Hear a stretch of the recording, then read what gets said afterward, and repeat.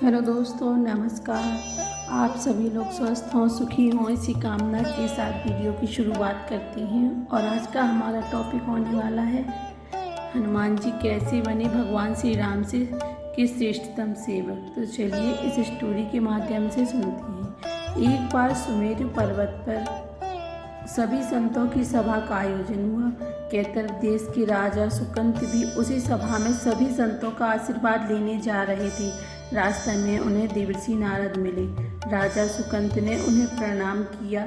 इस पर श्री नारद जी ने उन्हें आशीर्वाद देकर यात्रा का प्रयोजन पूछा। राजा सुकंत ने उन्हें संत सभा के आयोजन की बात बताई।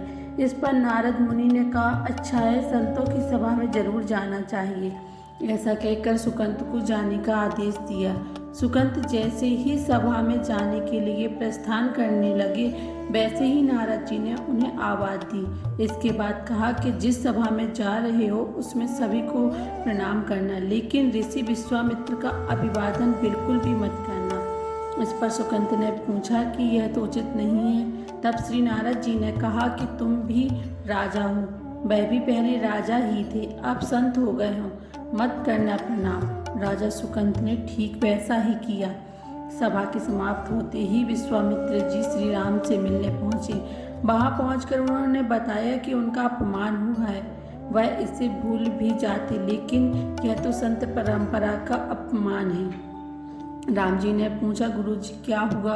तब विश्वामित्र जी ने कहा कि मेरा अपमान हुआ है। राम जी ने पूछा, किसने किया?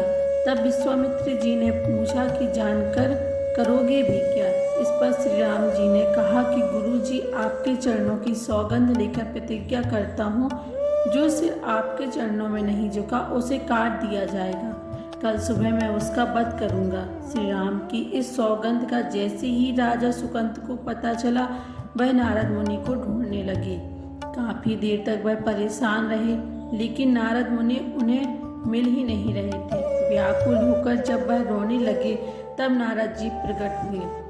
सुकंत ने हाथ जोड़कर उन्हें सारी बात कह सुनाई, साथ ही प्राण दान की विनती। इस पर नारद जी ने उन्हें माता अंजनी की शरण में जाने की सलाह दी। यह भी कहा कि अगर उन्होंने तुम्हें बचाने का वचन दे दिया तो तुम जरूर बच जाओगे, लेकिन यह भी कहा कि वह किसी को यह नहीं बताएंगे कि नारद जी ने उन्हें सलाह दी है।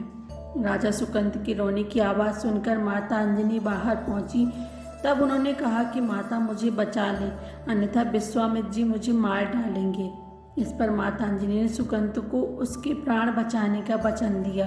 उन्होंने कहा कि तुम शरण में हो, तुम्हें कोई नहीं मार सकता। इसके बाद राजा सुकंत को विश्वास करने के लिए कहा। शाम ढल जाने जब हनुमान जी की माता अंजनी के पास पहुंची तो उन्होंने सारी बात बताई, लेकिन सुकंत को बुलाने से पहले माता अंजनी ने पवन सुत से सौगंध लेने को कहा। तब श्री हनुमान जी कहा कि वह श्री राम के चरणों की सौगंध लेते हैं कि वह सुकंत के प्राणों की रक्षा करेंगे। तब माता अंजनी ने राजा को बुलाया। हनुमान जी ने पूछा, कौन तुम्हें मारना चाहता है? तब सुकंत ने बताया कि श्री राम उन्हें मार डालेंगे। इतना सुनते ही माता अंजनी हैरान रह गई। उन्होंने कहा कि तुमने तो विश्वामित्र जी का नाम लिया था।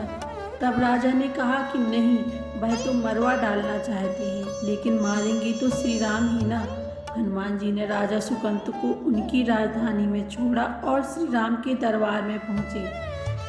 वहाँ पहुंचकर उन्होंने राम जी से पूछा कि वह कहाँ जा रहे हैं। तब मर्यादा पुरुषोत्तम राम ने बताया कि वह राजा सुकंत का वध करने जा रहे हैं। तब हनुमान जी ने कहा, प्रभु उसे मत मारिए। राम जी ने कहा कि वह तो अपनी गुरु की सौगंध ले चुके हैं, अब पीछे नहीं हट सकते।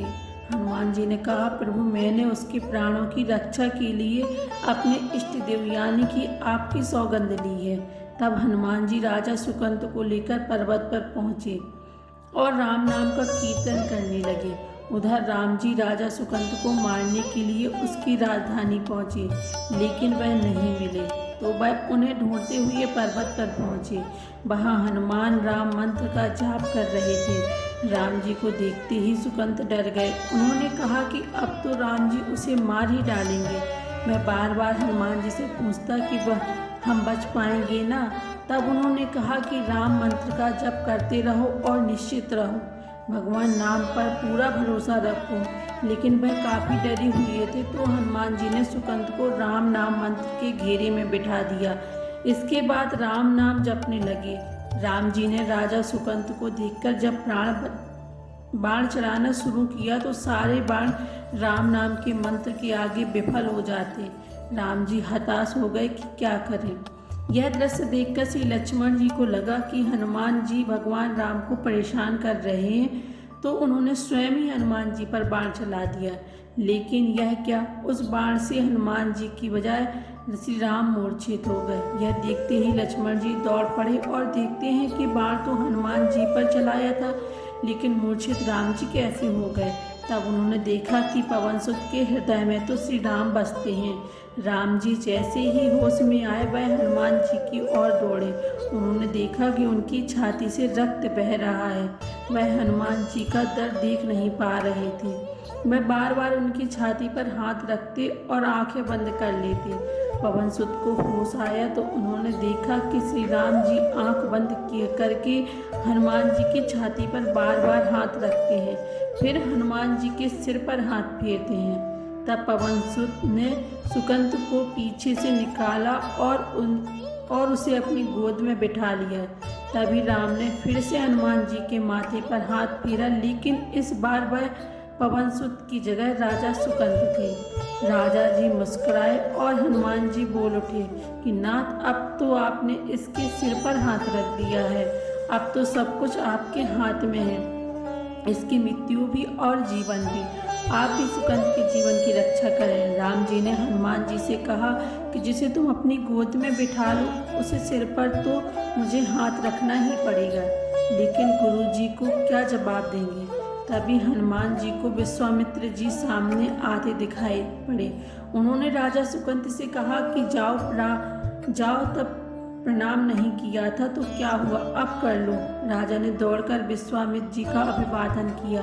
विश्वामित्र जी प्रसन्न हो गए और बोले, राम, इसे क्षमा कर दो। मैंने इसे क्षमा कर दिया, क्योंकि संत का काम मिटाना नहीं बल्कि सुधारना होता है। यह भी सुधर गया। उन्होंने सुकंत से पूछा कि संत का सम्मान न करने की सलाह तुम्हें किसने दी थी। इससे पहले कि राजा सुकंत विश्वामित्र जी से कुछ कहते कि नारद मुनि प्रकट हो गए। उन्होंने सारी घटना कह सुनाई। तब विश्वामित्र जी ने पूछा कि नारद, तुमने ऐसी सलाह क्यों दी। तब नारद जी ने कहा कि अक्सर ही लोग मुझसे पूछते हैं कि राम बड़े या राम का नाम बड़ा, तो मैंने सोचा कि क्यों ना कोई लीला हो जाए कि लोग अपने आप को ही समझ लें कि भगवान से अधिक भगवान के नाम की महिमा है। दोस्तों, ये कहानी आपको पसंद आई हो तो कृपया इस वीडियो को लाइक करें और ऐसी ही बहुत सारी कहानियों को सुनने के लिए चैनल को सब्सक्राइब करें।